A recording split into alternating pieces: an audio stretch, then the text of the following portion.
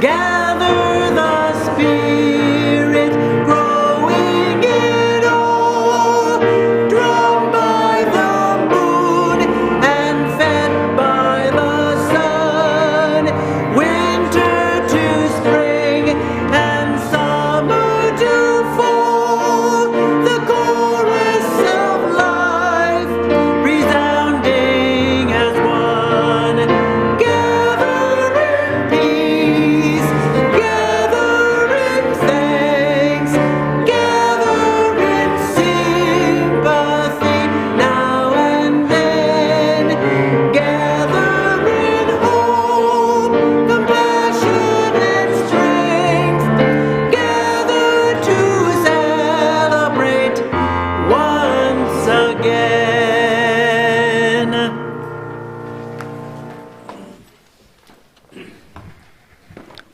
Good morning. Welcome to the Unitarian Universalist Church of Spokane, where our mission is to join together to create a nourishing, liberal religious home and to champion justice, diversity, and environmental stewardship in our wider world, or as we say in short, to create community, find meaning, and work for justice.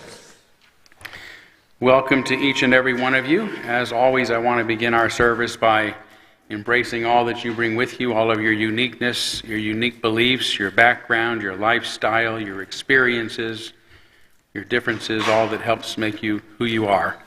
And that includes those of you who are in the room with us, including those who might be visiting us for the first time. We're glad to have all of you with us as well. And always wonderful to know those of you who are streaming with us and Zooming with us, actually. So it's great to have all of you with us as well, and we fully embrace everyone, no matter how you're joining us this morning. I do have a few announcements that I want to make this morning. One with sadness, I want to note that our unity candle is lit at the front of our sanctuary here, which is something we do when one of our members has passed away since the last time we met. And a lot of you who have been hearing that Larry Richards has been deathly ill with cancer. He's been struggling for the past couple of years, succumbed earlier this week. A lot of folks here would have to remember Larry because he hasn't been here for many years, but he moved over to Cook Island, I think, to enjoy his retirement. But he's remained a member and a supporter of the church, and he's remained in touch, and I've had the pleasure of meeting with him on several occasions. So he was a great friend of this congregation, and he will be missed. Did you know that he was instrumental in finding this location? I did, yeah. He was very instrumental in finding the current location that we're at, and also working to help get the building that we're in built. So, church has been here since 1887, but it's been in various places, and this has been its new home since 1995. Larry was a big part of that. Also want to remind you, if you haven't heard yet, that another church member who passed away recently, Owen Murr, rather suddenly and surprisingly to all of us, his memorial service is scheduled for this Wednesday, the 21st at 10 a.m. here at the church. I will be officiating and hopefully give lots of folks an opportunity to speak and share thoughts and anecdotes about Owen. Another person who a lot of us did know, and was very faithful in his attendance, and seems very strange not to have him here. I also want to introduce you to Stephen Hicks, who is sitting right up here. You can wave your hand, raise your hand. Stephen has offered to help us promote our church a little bit using some of the simple technologies we have access to, but aren't really using well, and one of those is Google, which is a great way to, a little bird told me. So it's a great way to kind of help folks know about us, because Google is Stephen explained to me, is really a place where people are searching for something specific. So rather than going out and trying to lure people with other mediums, Google's already set. So getting ourselves placed on Google, where when certain key phrases are searched, that we come up sort of at the top of the list, could be really helpful. So you can help with that. by occasionally writing a review on Google, which is a fairly simple thing to do on your phone. And the more of those we have coming in on a regular basis, the higher we'll be on that chart. So Stephen has offered to help us get some of those posted on Sunday. So if you want to write a simple review of the church, see him after the service, between services, and he'll be happy to help walk you through that. Yeah? Thank you, Stephen. And plus, he's a great guy to get to know, too. So, okay, I also want to note that our church auction has begun in the sense that we are asking for donations to our annual church auction, which is one of our fundraisers and fundraisers. It is an auction in which different members and folks donate whatever they think somebody might want to take advantage of during the auction. So examples might be artwork or a shared meal or some sort of perhaps specialty, maybe to stay a weekend at somebody's cabin. These sort of things are some of the ideas. So there's lots of ideas online, and you can make your donation online as well as, well, I think just make them online right now. I don't see the paper in the back to fill out. So we'll try to get that out there too. But please get those in, those donations in when you can, and I appreciate your generosity in advance.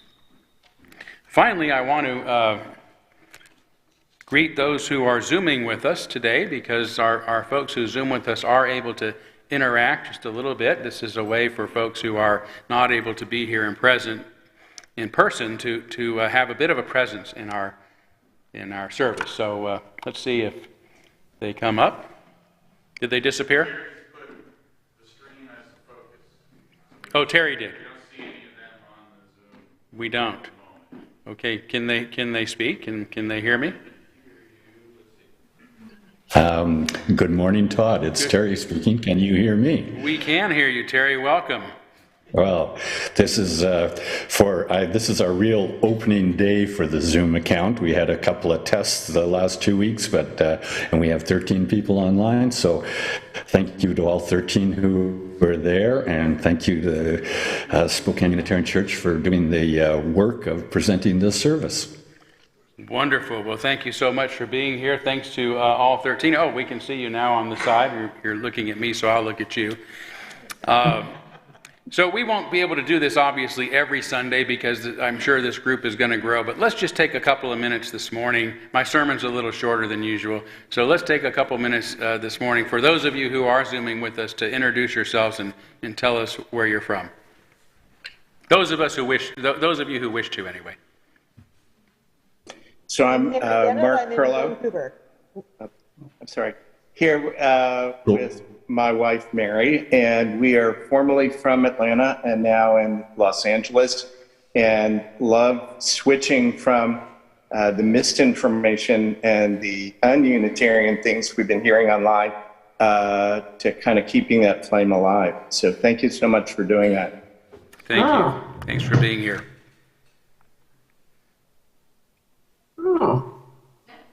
My name is Leslie. I'm here from Port Townsend, Washington, where Todd recently came and spoke with a group of us who are, a group of us, as we search for a UU church that still answers our liberal needs. And I'm so grateful that we can zoom in on Spokane.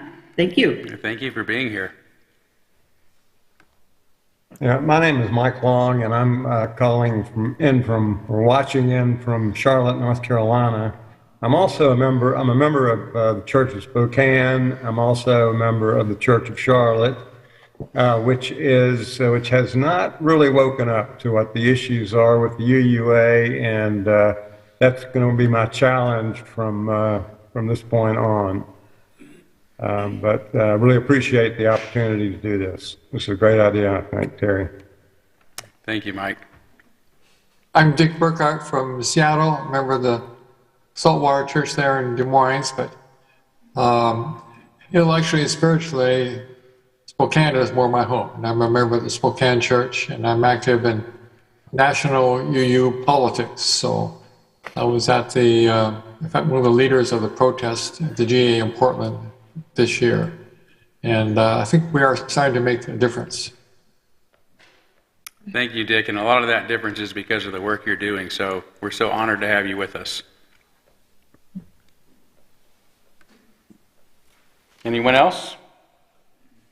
Hi, this is Cheryl Kahn. I left Spokane for a little over a year and went to Tucson, and I just came back. So it's great to see everybody. Hi, Cheryl.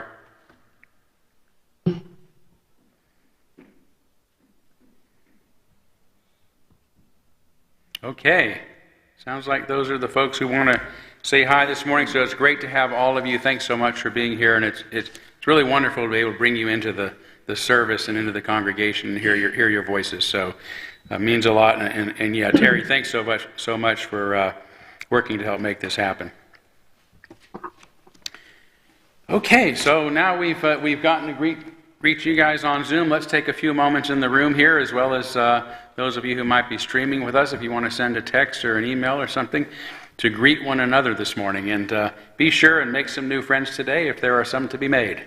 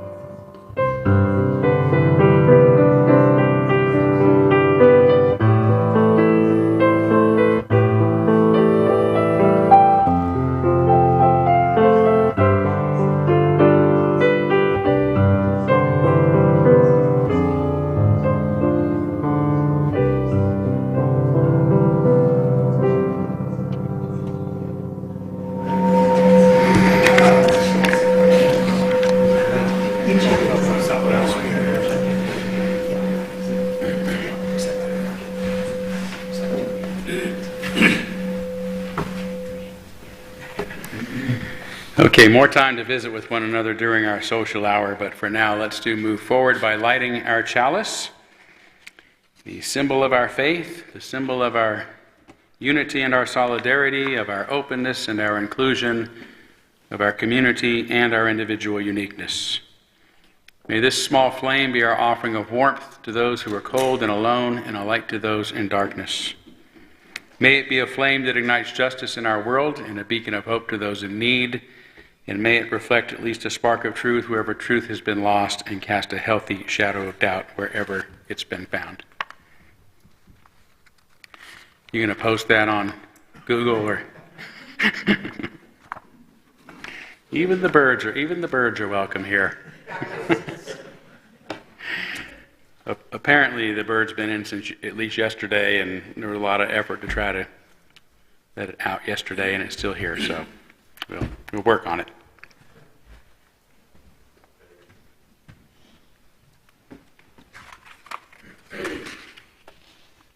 The opening reflection this morning are words from the Buddha.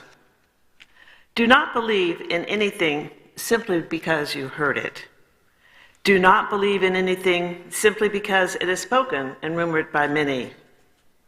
Do not believe in anything simply because it is found written in your religious books. Do not believe in anything merely on the authority of your teachers and elders. Do not believe in traditions because they have been handed down for many generations. But if after observation and analysis you find what you're considering agrees with reason and is conducive to the good and benefit of one and all, accept it and live up to it.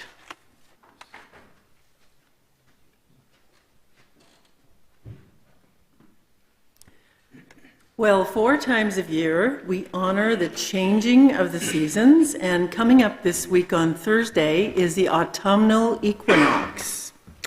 So you will notice that we have changed the banner to the side of the right-hand side of the pulpit to the fall banner, and we have this little song we sing called Chant for the Seasons. So if you would please rise as you're willing and able, we will do the autumn verse.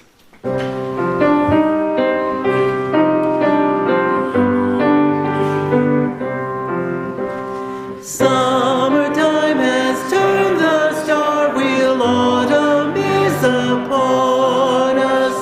Summertime has turned the star wheel, autumn is upon us. Sweet the angling sun, sweet upon the air, the smell of blue mist rising.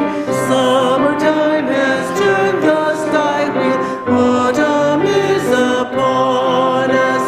Glorious the trees, glorious the sight of rust leaves falling, falling. Summertime has turned the star wheel, autumn is upon us.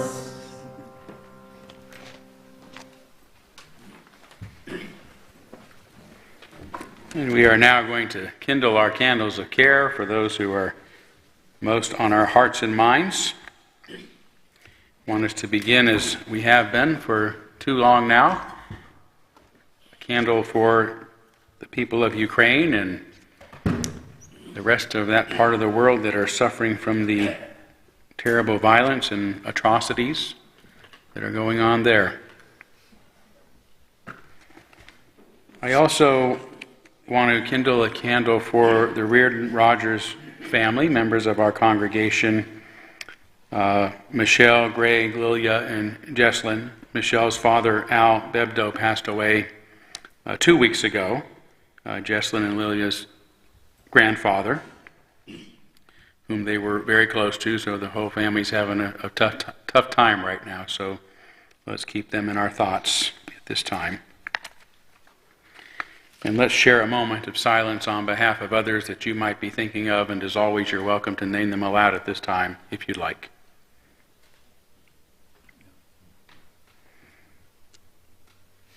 Wally.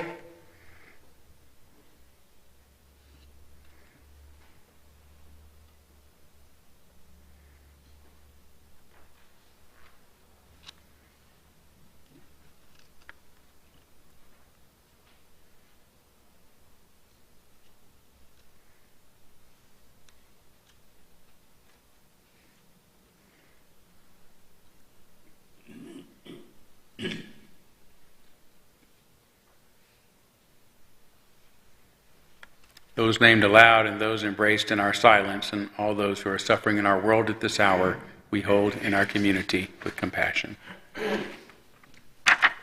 And we now gratefully give and receive this morning's offering, which helps sustain this community and our mission to the larger world.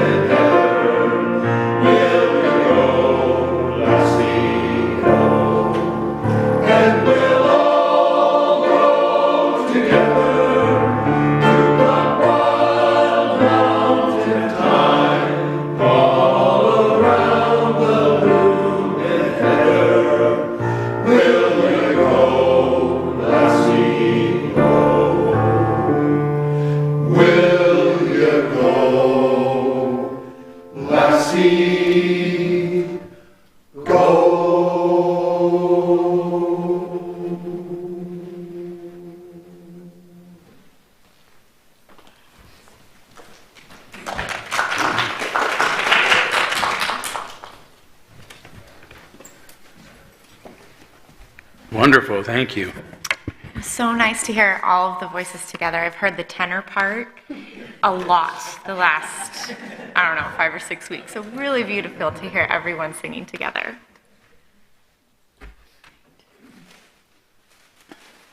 Right.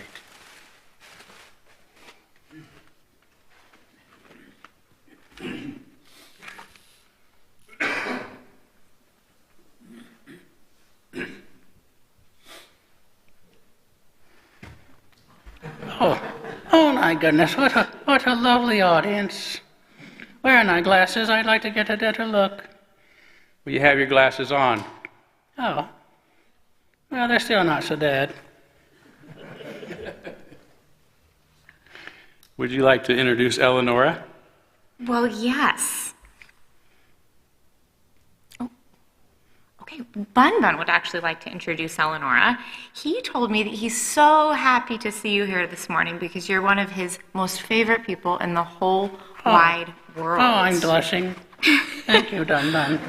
He even has a card for you. It says, "Thank you, Eleonora," from Bun Bun. Oh, I'm so touched. Oh, Dun Dun, you're so sweet. It's awfully kind of you, Bun Bun, to share that with Eleonora. Can you tell us all how you know each other? Well, I not volunteer in Dundon's school. I go to his classroom once a week to help his teacher. Oh, that's so wonderful. What kinds of things do you do with the children, Eleonora? Oh, sometimes I read to them, and sometimes I help them get snacks. Dundon likes snacks. But mostly I like to just be their friends. I can see why Bun Bun would like having a grandmotherly type figure in his classroom. I know he gets a little bit nervous at school. Oh, that's fun. Bun Bun just told me he really likes it when you tell stories about when you were a little girl. That's giving you two new perspectives, Bun Bun. One from somebody who's a bit older than you, and one from someone who is a human being and not a non-person human like yourself. It's clear that Bun Bun loves having a friend who helps him feel special in his school. But I'm curious, what do you get out of it, Eleonora? Oh, I get so much out of it. I love spending time with children because they have such a unique way of looking at the world.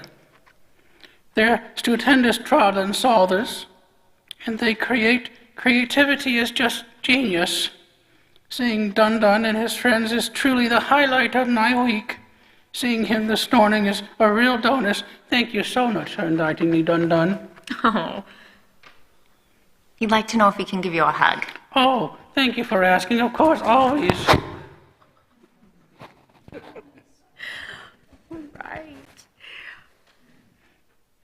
Well, we'll hope to see you again at church sometime, Eleonora, and Bun Bun will see you this Thursday in his classroom. Oh, well, thank you very much, Dundon. I can't wait, and I can't wait to see all of you again, with or without my glasses.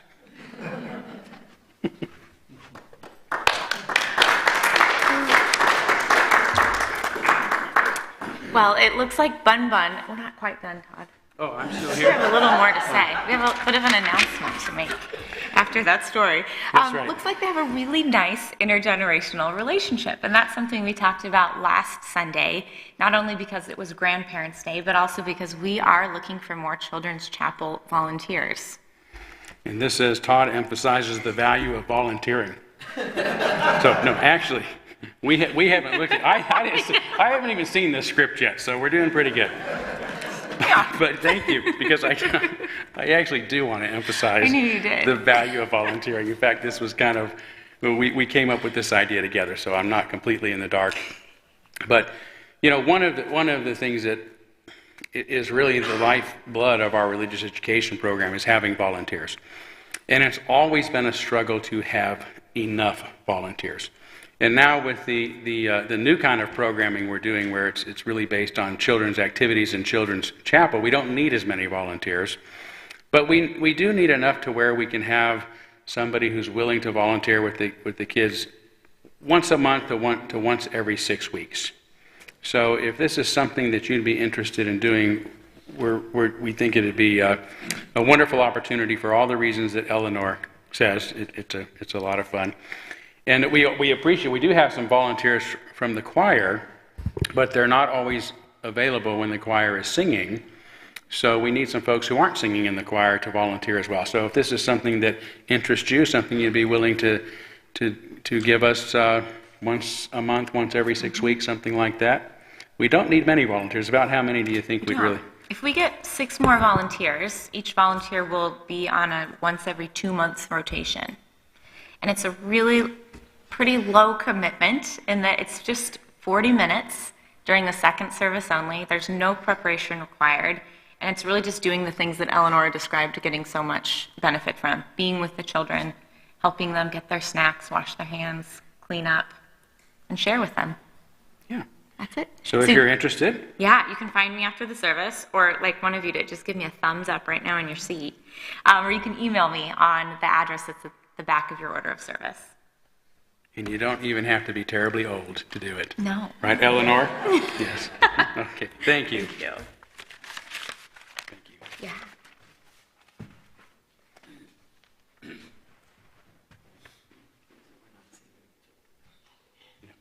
Not yet.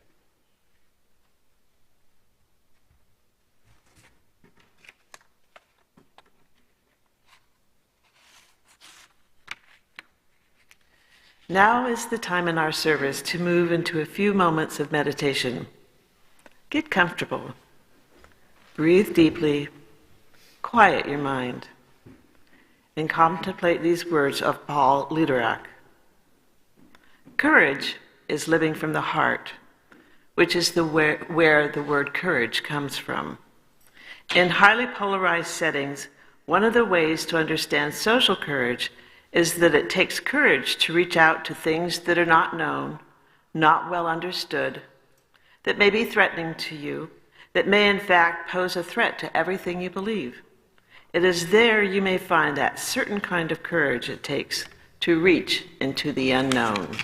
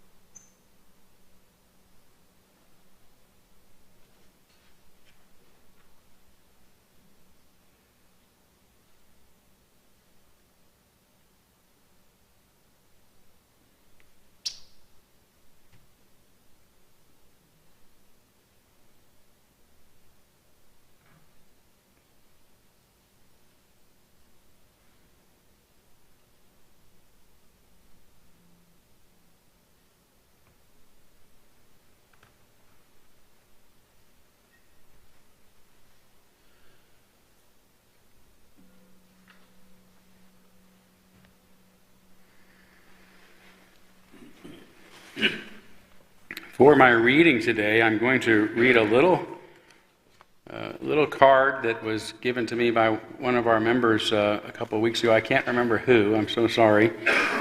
I was kind of in the line on the way out. But this was written by a Unitarian Universalist minister, David Rankin, in 1989. Same year I became a Unitarian, so it's been a while. And it's called, "What Do Unitarian Universalists Believe?" We believe in the freedom of religious expression. All individuals should be encouraged to develop their own personal theologies and to present openly their religious opinions without fear of censure or reprisal. We believe in the toleration of religious ideas. All religions in every age and culture possess not only intrinsic merit, but also potential value for those who have learned the art of listening. We believe in the authority of reason and conscience. The ultimate arbiter in religion is not a church, not a document, nor an official, but the personal choice and decision of the individual. We believe in the never-ending search for truth. If the mind and heart are truly free and open, the revelations that appear to the human spirit are infinitely numerous, eternally fruitful, and wondrously exciting. We believe in the unity of experience. There is no fundamental conflict between faith and knowledge, religion and the world, the sacred and the secular, since they all have their source in the same reality. We believe in the worth and dignity of each human being. All people on earth have an equal claim to life, liberty, and justice, and no idea, ideal, or philosophy is superior to a single human life. We believe in the ethical application of religion. Good works are the natural product of a good faith, the evidence of an inner grace that finds completion in social and community involvement. 3 more. We believe in the motive force of love. The governing principle in human relationships is the principle of love, which always seeks the welfare of others and never seeks to hurt or destroy. We believe in the necessity of the democratic process. Records are open to scrutiny, elections are open to members, and ideas are open to criticism so that people might govern themselves. And we believe in the importance of a religious community. The validation of experience requires the confirmation of peers who provide a critical platform along with a network of mutual support.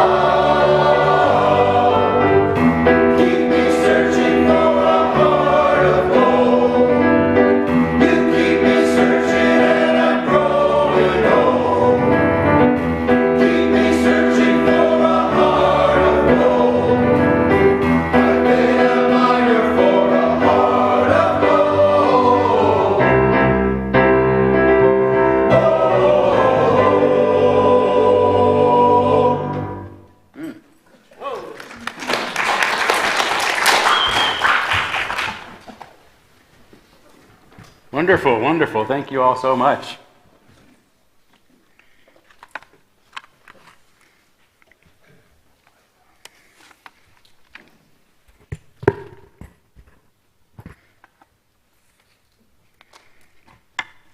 So, many years ago, I was invited to an informal gathering to meet the new minister of another Unitarian Universalist church, during which he said he wasn't there to express his own beliefs, but considered it his job to get to know his congregation and to tell their story.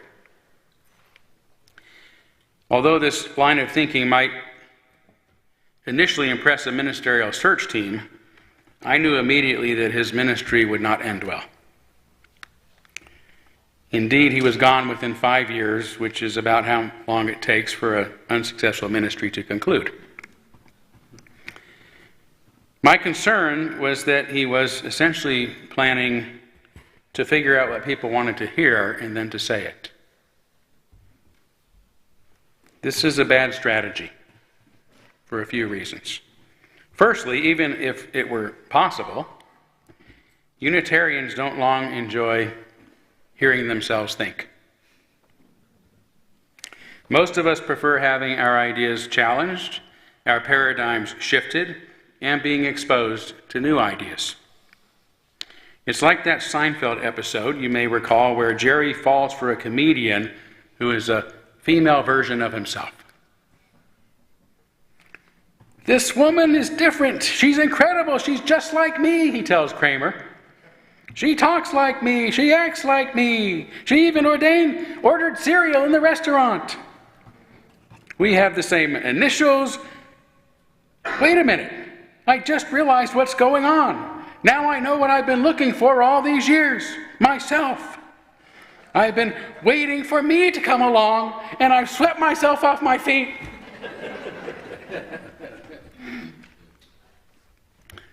But soon after their rushed engagement, and having been around someone just like himself much of the time, Jerry realizes that falling in love with himself isn't so wonderful after all. I think I might have just made a big mistake, he tells Kramer. All of a sudden it hit me. I realized what the problem is. I can't be with someone like me. I hate myself. If anything, I need somebody who is the complete opposite of me. It's too much, Kramer. I can't take it. I can't take it. The same kind of relationships sometimes occur between UU ministers and their congregations. Some strong personalities in a congregation want a minister that they can mold into their idea of what a minister should be. But in the end, they often end up disliking such a minister because they see in them their own shadows. These ministries don't usually go well or last long. As the Unitarian minister Theodore Parker said in 1841, while speaking to a congregation during another minister's ordination ceremony, "You may prevent the freedom of speech in the pulpit if you will. You may hire your servants to preach as you bid, to spare your vices and flatter your follies, to prophesy smooth things and say it is peace when there is no peace. Yet in so doing, you weaken and enthrall yourselves." And as for such a timid minister, Parker said, "Alas, for the man who consents to think one thing in his closet and preach another in his pulpit. God shall judge him not in his mercy, but in his wrath. But over his study and over his pulpit might be writ emptiness. In his canonical robes, on his forehead and right hand, deceit, deceit." For just as a congregation is obligated to allow a free pulpit, a minister is obligated to use such freedom to say what must be said. Secondly, a congregation, especially a Unitarian congregation, is a community of individuals. Not a ubiquitous group in which everyone is just alike or has the same ideas. It was folly for the minister I mentioned to think that he could discover one story and tell it. The larger the congregation, the more stories there are. It's better to have a minister who connects with most people much of the time, a few people almost all of the time, and is okay with not pleasing some people any of the time.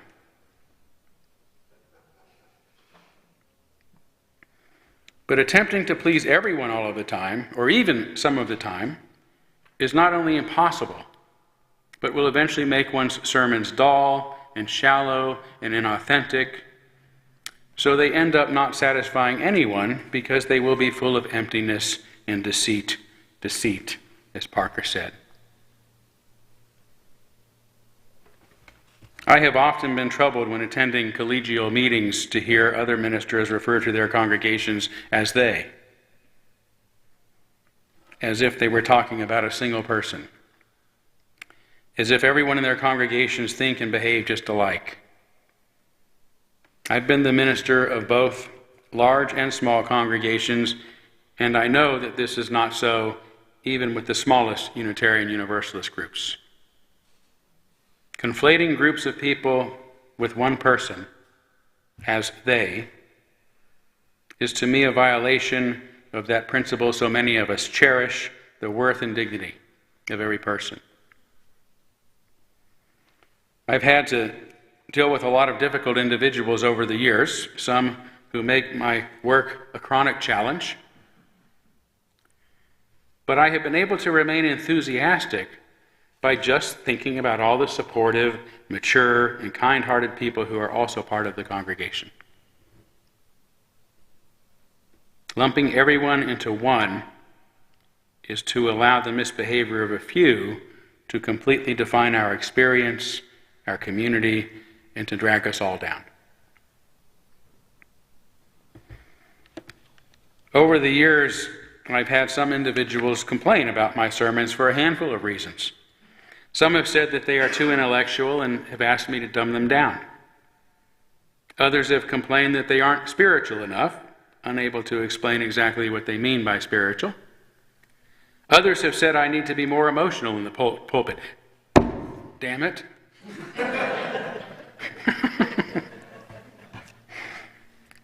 And most recently, some have said that I talk too much about my concerns regarding the Unitarian Universalist Association.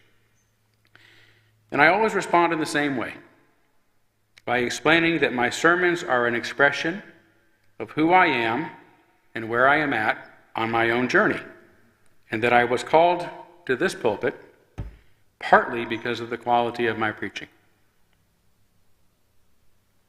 I know it doesn't appeal to everyone, but it does seem to satisfy most. When what I have to say is no longer meaningful to most, then I will know that it's time for me to go, that I'm no longer a good fit. But what I really want to say is, this is not a drive-through pulpit in which I ask, may I take your order, please?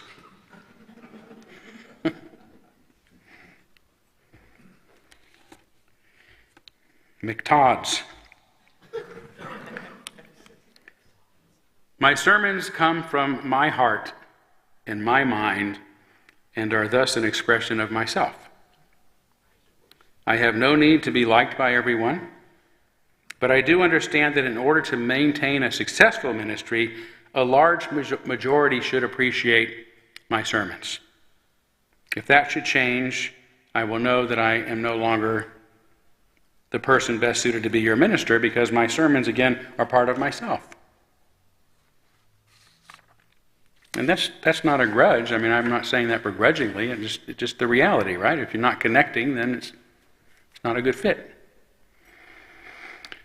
But the most important reason for speaking my own mind in the pulpit is that ours is a liberal religion. A liberal tradition that is based partly and largely upon the principle of the free pulpit. Today, especially in Unitarian churches, we may not think often about the right of our ministers to say what they want, whether we like it or not, but this right was not easily earned, and sustaining it is one of the struggles of our own day. We don't have to be church historians to know that there was a time in Western history in which religion was handed down to us. That's right. Any deviation from which was strictly forbidden.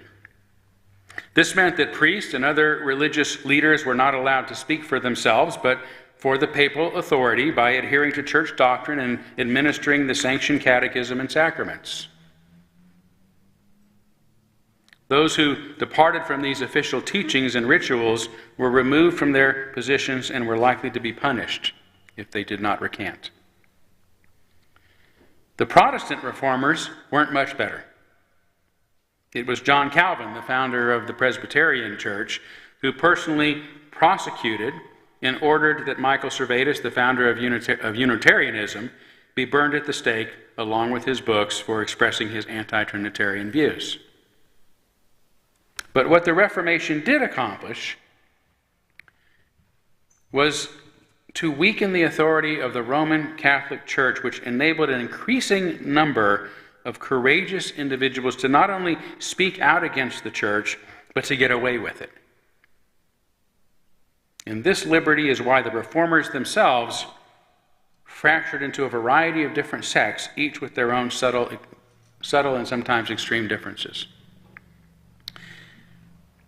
In addition to the emergence of mainstream religions like Lutherans and Calvinists and Anglicans and so on, were the Anabaptists, who were despised and persecuted by almost everyone. Well, by everyone. The Anabaptists get their name from the practice of rebaptizing. Baptize again.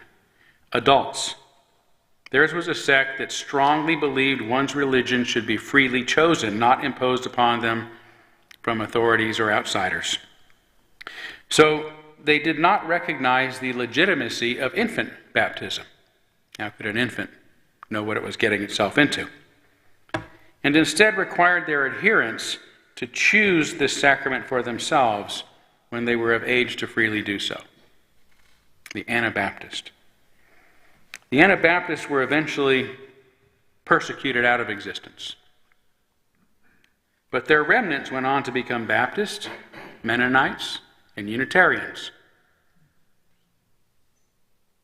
For the Baptists and Unitarians, this was, I should back up.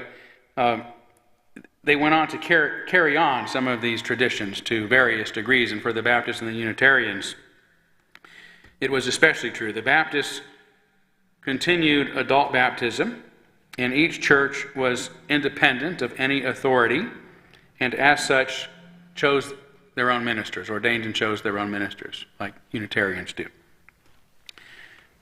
Unitarians also have congregational polity, like the Baptists, meaning that our churches are free and independent organizations.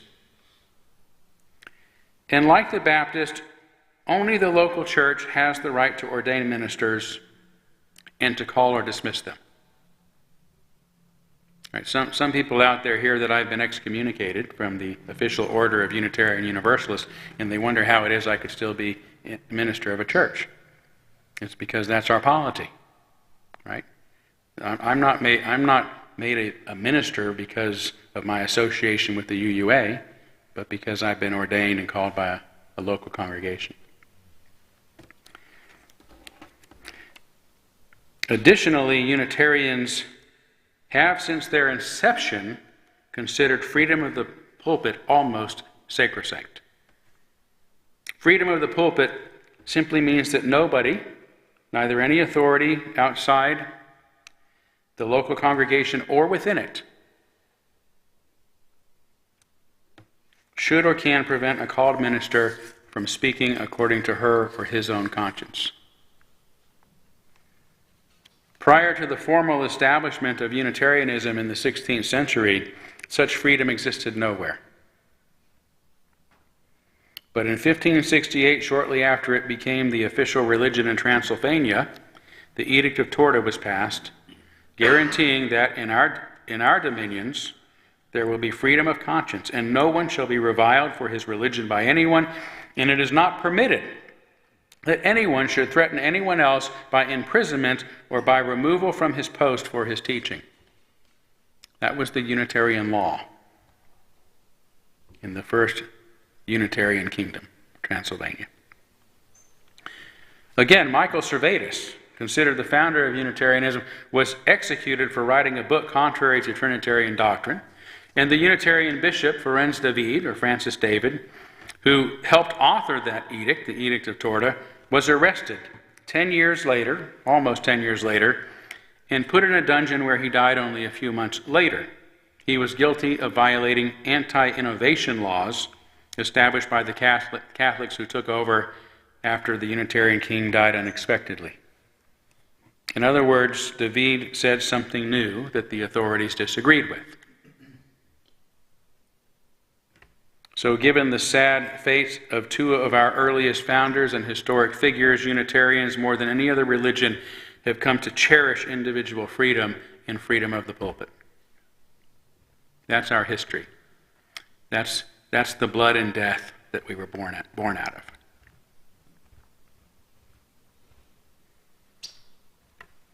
Thank you. I'll go home after service today. I get a little food and some water and put out and open those doors and see if it'll fly down for the food and water. So I know people are worried about that little bird. I am. Yes. So just relax. Enjoy or don't enjoy the sermon. We'll see what we can do for the little bird. So even today, this principle remains codified in the Unitarian Universalist Ministers Association's guidelines, which I've been ousted from, which state, the history and expectation of the Unitarian Universalist movement is that ministers are free to speak the truth as they understand it. The long-standing tradition of freedom of the pulpit extends to ministers in all professional settings. This freedom applies both to spoken and written public statements.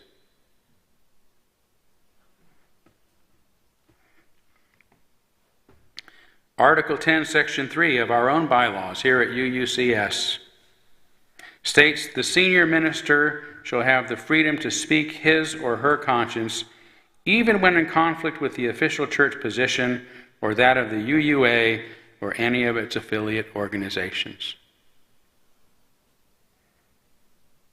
Sadly, as we have discovered in recent years, this foundational principle isn't as sacrosanct as it once was for some Unitarians, but it is a principle worth fighting for because it is essential. It is essential to being able to define ours, continue defining ours as a truly liberal religion. Without it, we're not.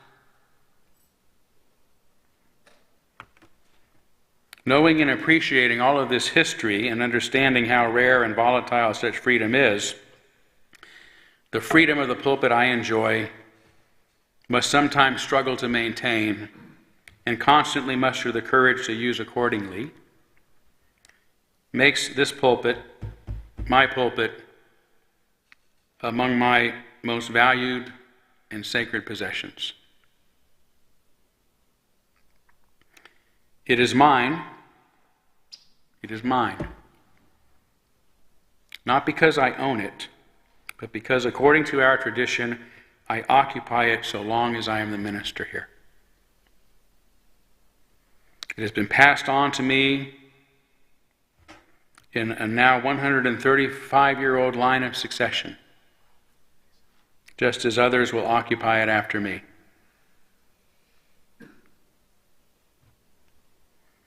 And I'm humbled when I think of the stature of some who occupied it before me, and by my obligation to make myself worthy of the pulpit I have inherited from them.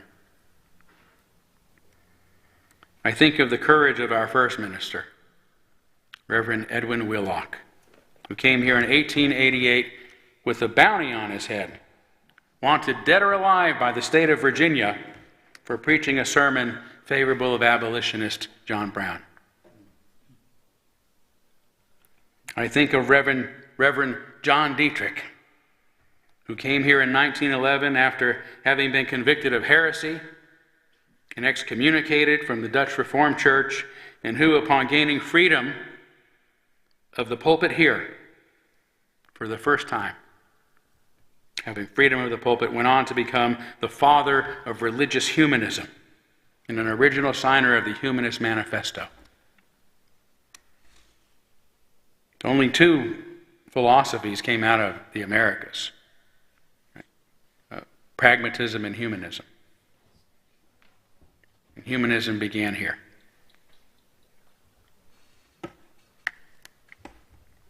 Imagine how surprised I was to discover that Dietrich gave his first sermon in this pulpit, in a previous instantiation of it, of course, on November 7th, 1911. And that I was installed here, coincidentally, on November 7th, 2011, exactly 100 years to the day. If he hadn't still been alive when I was born, I would say I was his reincarnation, but no. But I am a great admirer. And there have been so many others too many to recount, including Reverend Rudy Gilbert, who was among the very first in this pulpit to protest the Vietnam War. Even though some complained he was pounding the drumbeat of peace more than they wanted to hear. He may even have talked more about Vietnam than I do about the UUA.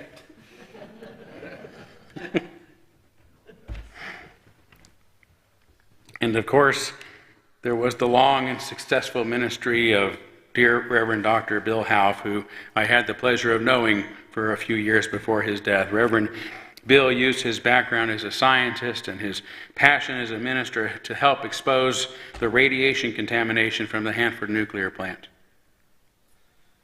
as well as many other accomplishments during his career here.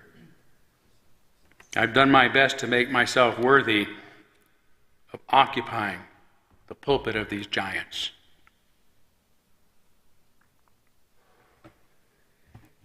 I've had some successes in improving the causes I believe in, like marriage equality and criminal justice reform, with the help of the congregation, of course. I've mustered the courage to say what I must, even against severe backlash. Hell, I've even become a heretic among liberals, which is extremely hard to do. I hope Dietrich would be proud. But the point I want to begin to conclude with is that so long as a minister occupies a pulpit, she or he owns it. It is both their right and their responsibility to do so with as much insight and courage and honesty as possible. This is why whenever I'm invited to speak at a pulpit occupied by another minister, I begin by thanking the minister, whether he or she is present or not, for allowing me to borrow it for such a short time on a single Sunday. And I usually say a little something about its significance to remind the congregation that so long as they have a minister, that pulpit belongs to their minister.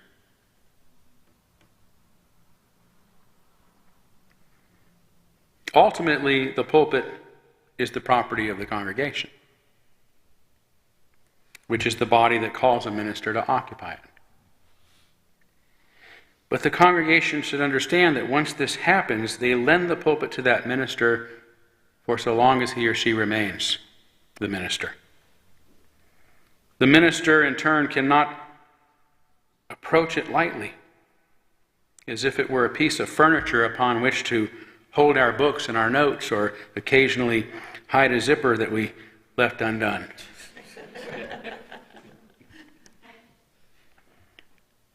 It carries decades of history with it. It holds the wisdom and the courage of our ancestors. So when I say this is my pulpit, mine, it is not out of stinginess or defiance, but out of my obligation as a Unitarian minister to take full responsibility for it, so long as it is mine to occupy. This doesn't mean others, like our lay leaders and our guest speakers, can't approach and use it, of course. It's not the physical pulpit I'm talking about, but the principle that it represents. That the ministers you choose must. The ministers you choose must be exemplars of the same freedoms that we all deserve, and the courage and the responsibility each of us has to fully occupy life and fulfill our own calling. Thank you.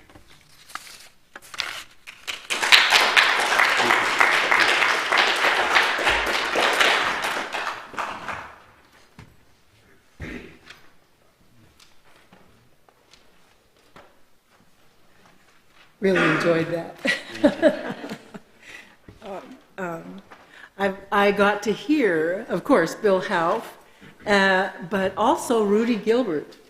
And indeed, some members of his congregation did complain that he spoke too often about the Vietnam War and the horrors therein. But Rudy was adamant.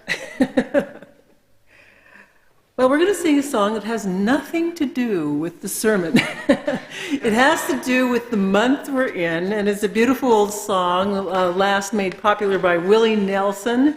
It's called September Song. Some of you may know this. Please rise as you're willing and able to sing it with me. And I should say that in the middle of this song, there is an instrumental interlude. And the screen will reflect that. And the screen will stay where it is until Maura is done with her beautiful little solo in the middle. Okay, here we go.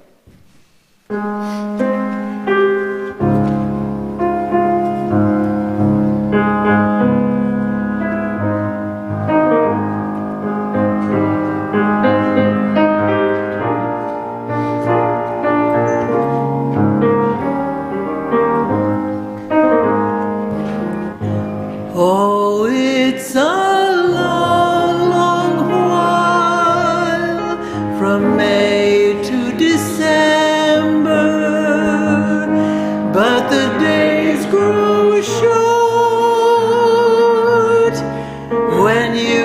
each September, when the autumn weather turn the leaves to flame, one hasn't got time for the waiting game. Oh, the days dwindle down to a precious few. September, November, and these few precious days I'll spend with you. These precious days I'll spend with you.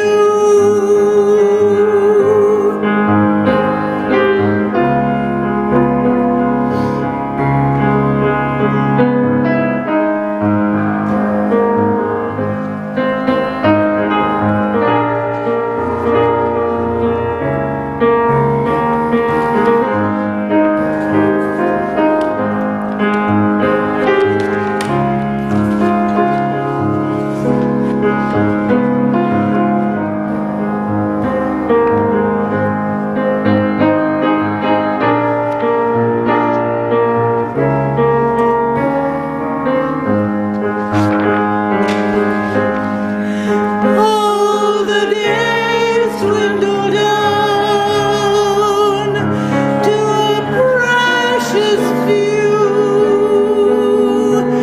September, November,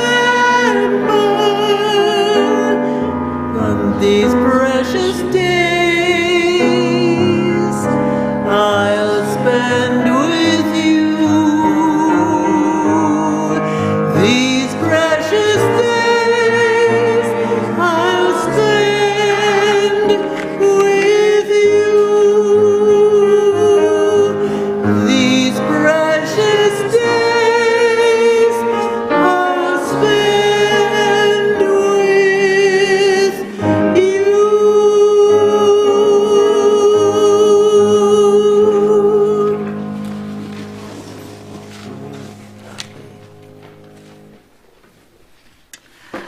Norton Jester offers these few closing words. You must never feel badly about making mistakes, as long as you take the trouble to learn from them, for you often learn more by being wrong for the right reasons than you do by being right for the wrong reasons. Amen, blessed be, salam alaikum, and shalom.